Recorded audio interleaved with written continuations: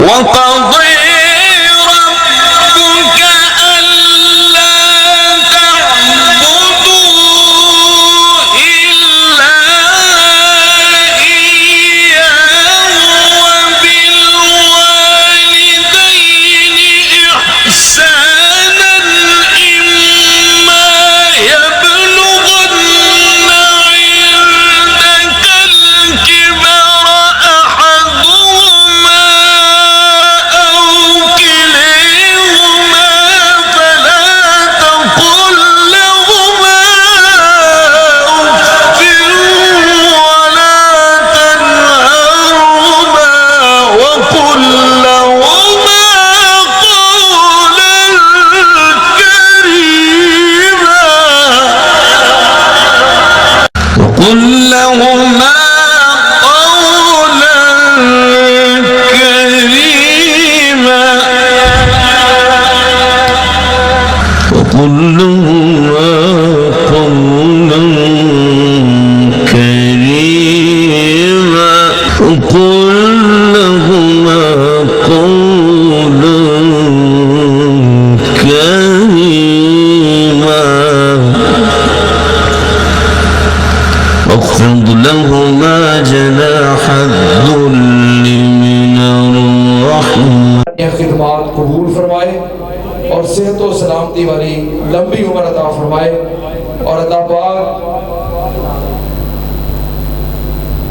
खत्मे नबूवत वास्ते कीतियां हुई खिदमात कबूल करके नबी पाक सल्लल्लाहु अलैहि वसल्लम दी शिफात नसीब फरमाए।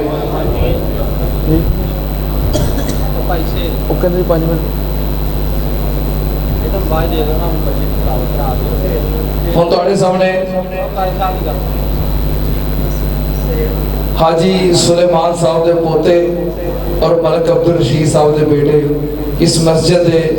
नन्हे मुन्ने तालिब इल्म सुहेल साहब तिलावत फरमाएंगे, फिर इंशाअल्लाह ये सिलसिला जारी रहेगा।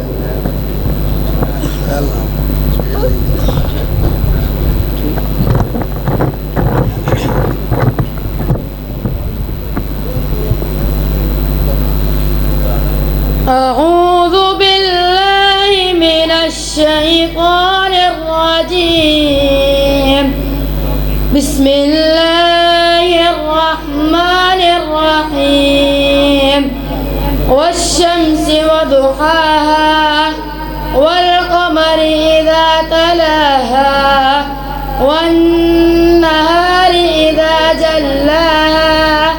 والليل إذا يغشاها والسماء وما بناها والأرض وما طحاها ونفس وما سواها فألهمها فجورها وتقواها قد أفلح من زكاها وقد خاب من دساها كذبت ثمود بطغواها إذ انبعث أشقاها فقال لهم رسول الله ناقة الله وسقياها فكذبوه فعقروها فدمدم عليهم ربهم بذنبهم فسواها ولا يخاف عقباها. صدق الله العظيم.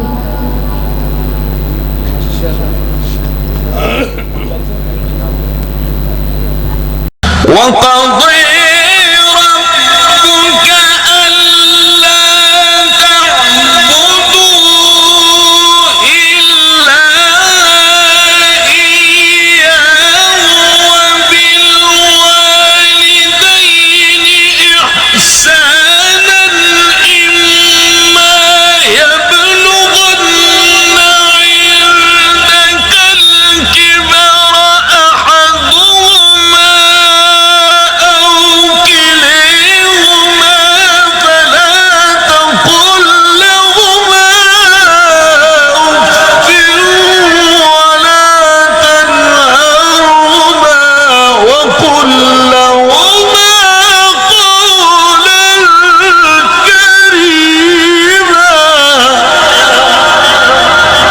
وقل لهما